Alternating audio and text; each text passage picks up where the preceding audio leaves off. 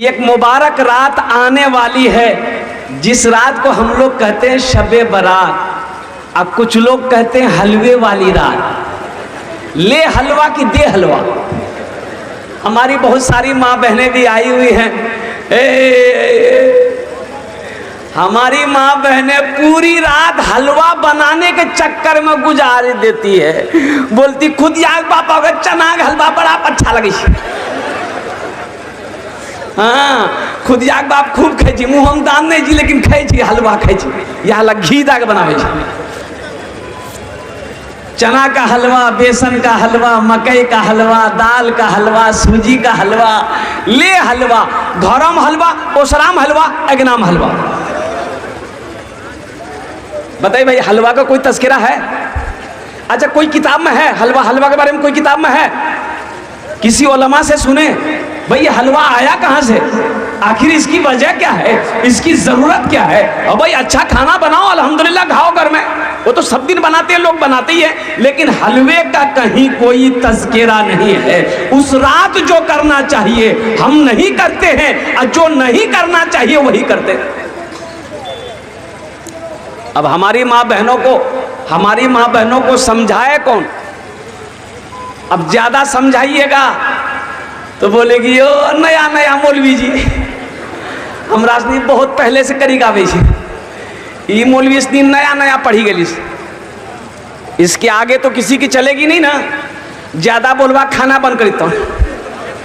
एक आलिम साहब दमिश्क की मस्जिद में खिताब कर रहे थे कि नमाज पढ़ोगे दो चार शैतान तुम्हारे पीछे पड़ जाएगा, रोजा रखोगे दो चार शैतान पीछे पड़ जाएगा, हज का इरादा करोगे दो चार शैतान पीछे पड़ जाएगा, लेकिन जब सदका की नीयत करोगे, सदका करने निकलोगे तो 70 शैतान पीछे लग जाता है।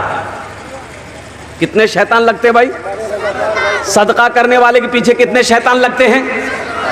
तो ये आलिम साहब ने कहा कि है कोई ये नौजवान जो 70 शैतान को हरा दे? कोई है? ये एक नौजवान खड़ा हुआ, बोला कि शैतान की ऐसी की तैसी। वो उठले गेले घर, खोल के आटा का बोरा निकाल के झोला में कि देखे शैतान हमको कैसे रोकता है। आज हम आटा का सदका करेंगे। आज जैसे ही आटा लेके घर से निकल रहा था, बीवी आके खड़ी हो गई, बोली कहाँ जे जा? बोले सदका करेली। बोलियो घर में तो कुछ आने जाने, और रख लो आटा के ले जाके सदका करवा, चुपचाप मार के आटा रखिए वहां। बोली जाकर रख ली, आकर के चुपचाप मार के जलसे में बैठ गया। तो एक आदमी ने पूछा कि शैतान को हरा दिए, शैतान को तुमने शिकस्त दे दिया? बोला कि भैया शैतान को तो हम हरा दिए थे, लेकिन शैतान की अम्मा आके खड़ी। मेरा अल्लाह कहता है मेरा बंदा मुझसे मांगो, मैं तेरी दुआ को कबूल करूंगा। एक आदमी रास्ते में चल रहा था, ठोकर लगी तो झुक के देखा तो उठाया, देख खोपड़ी। क्या है बोलिए? खोपड़ी जानिए ना, आदमी का खोपड़ी है। तो उलट पलट कर देखा, खोपड़ी में लिखा हुआ था। तो ये आदमी पढ़ा कर भाई क्या लिखा हुआ? तो पढ़ा, इसमें लिखा हुआ तो कुछ हुआ है कुछ बाकी है। बोले अगर बाकी की चीज मरने का था, मर गया, इसका जिस्म मिट्टी में मिल गया, अब इसका बाकी क्या है चेक करना होगा। सब बाकी क्या? रुमाल में लपेटा घर ले गया, अलमारी खोला, अलमारी के अंदर में बंद कर दिया। सुबह शाम 2 टाइम अलमारी खोलता था, देखता था अभी कुछ हुआ कि नहीं हुआ। देख बोले नहीं, बंद कर। 3-4 दिन जब हो गया तो इसकी बीवी को शक हो गया कि फुदकी बाप अलमारी में की रखल किस? क्या फुदकी नाम नहीं है कि नहीं है? हमारी बच्चियों का नाम है, ये तो कुछ नहीं है। फुदकी, हस्सो, खुदिया। अच्छा ये नाम देखिए कितना डेंजर है, फुलगुन।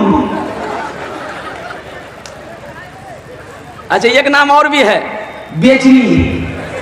बताइए जिस बच्ची का नाम बेचनी होगा वो जिंदगी भर बेचैन रहेगा। अल्लाह के रसूल ने इरशाद फरमाया अपने बच्चों के अच्छे नाम रखो, नाम का जात पर असर होता है। नाम का जात पर असर होता है, जिसका जैसा नाम होगा उसके अंदर वैसे असरात पैदा होंगे।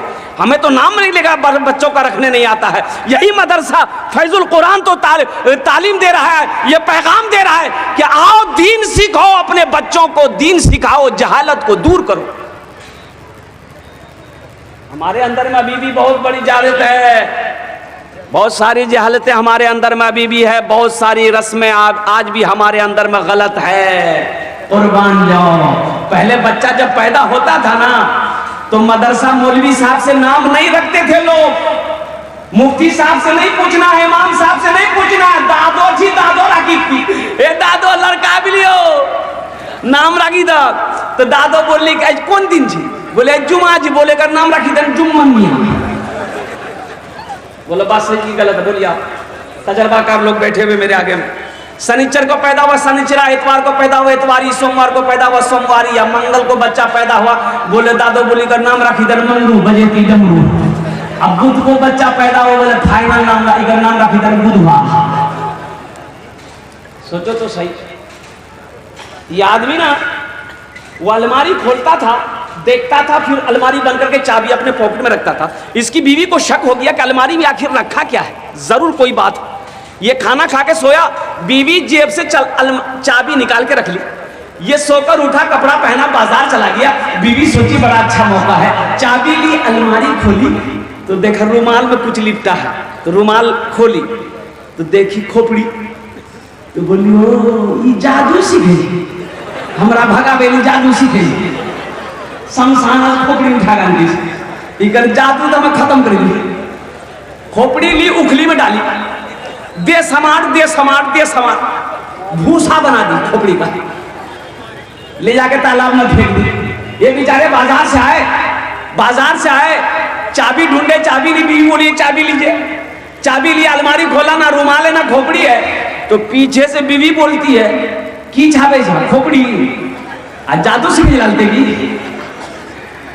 बोले नहीं हम जादू नहीं सीखे, अल्लाह के बंदी वो खोपड़ी क्या किए? तो बीवी बोली उसकी वो हालत किए हैं कि वही जानेगा। बोला क्या किए? वही तो हमको जानना है। तो उसकी बीवी बोली उखली में दे के इतना चोट मारे, उसका भूसा बना के तालाब में फेंक दिए। उसका शौहर बोला बस समझ गए, यहाँ रोपा कीजिए। बेकार जिंदगी को तू अपनी सवार ले, बेकार जिंदगी को तू अपनी सवार ले। तौबा का दर खुला है, खुदा को पुकार ले। तौबा का दर खुला है, खुदा को पुकार ले, खुदा को पुकार ले। कुर्बान जाओ। मौलाना वली रहमतुल्लाह अलैह खान का मुंगेर उड़ीसा के जलसे में थे, लाखों का मजमा था। आपने फरमाया ऐ उड़ीसा के गैयूर मुसलमानों, हर घर में कम से कम एक हाफिज कुरान होना चाहिए। अरे जन्नत में कोई ना कोई ले जाने वाला तो होना चाहिए। जन्नत में कौन ले जाएगा? वकील साहब। अरे वकील साहब लेके नहीं जाएगा। एक आदमी को 4 बेटा था, किसी को नहीं पढ़ाया, किसी को नहीं पढ़ाया, जाहिल अक्खर जाहिल रखा। जानते हैं ये उस जमाने की बात है जब कुरान पढ़ने वाले बहुत कम थे, इक्का दुक्का कुरान आदमी पढ़ने जानता था। बाप का आखिरी वक्त आ गया, मरने लगा, रोने लगा। तो बेटों ने कहा कि बाबा ते कने का नहीं जा। तो बाप बोलने कि बेटा हम सिर्फ दौलत कमाए, आखिरत नहीं बना पाए। मैं रो इसलिए रहा हूं कि अल्लाह पूछेगा, मैं क्या जवाब दूंगा? सोना चांदी तो मैंने कमाया, लेकिन कब्र के लिए तैयारी नहीं कर पाए, ना कब्र के लिए ना हशर के मैदान के लिए। मैं अल्लाह को क्या मुंह दिखाऊंगा? डर लग रहा है बेटा, मुझे डर लग रहा है। लेकिन एक वसीयत है मेरे बेटों, मेरे मरने के बाद ये वसीयत पूरी करोगे? तो बेटों ने कहा कि अब्बा बोलिए तो सही क्या वसीयत है? कहा कि बेटा जब मैं मर जाऊं ना तो मेरे पल्ले तो कुछ अमल है नहीं, ना नमाज है, ना रोजा है, ना ज़कात है, ना सदका है, ना खैरात है, कुछ नहीं है बेटा। हम कुछ किए ही नहीं दुनिया में। तो बेटा किसी कुरान पढ़ने वाले को लाकर, हाफिज कुरान को लाकर ना कुरान पढ़वा कर मेरे हक में दुआ करवा देना, शायद अल्लाह कुरान के सदके में मेरे गुनाह को माफ कर दे। तो बेटों ने वादा किया कि अब्बा एक वसीयत क्या, अगर 10 वसीयत भी आपकी होगी तो पूरी करेंगे, इसलिए कि आपने हम लोगों के लिए दौलत इकट्ठी की है। बाप इस दुनिया से चला गया, इस दुनिया से चला गया।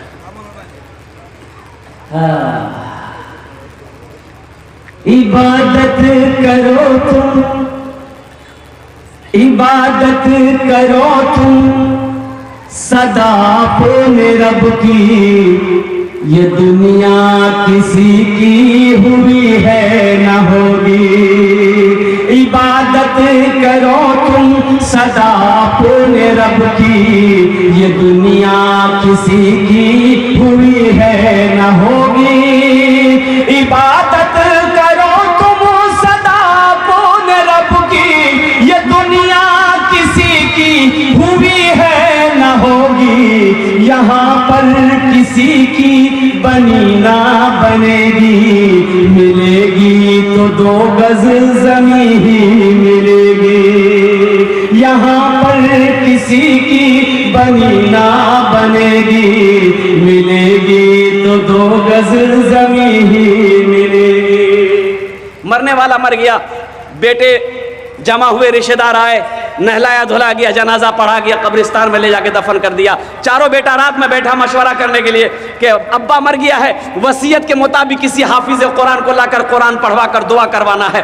तो 3 बेटा बोला, छोटे भाई से बोला कि सुने ज्यादा परेशान मत हुए, बाबा मर ले गए,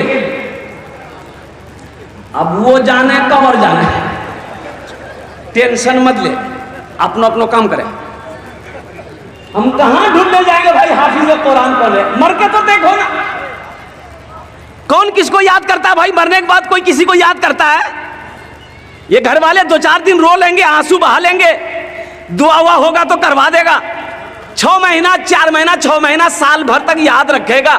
फिर उसके बाद कौन थे आप, आपका नाम लेने वाला कोई नहीं। ये इतनी बड़ी जालिम दुनिया।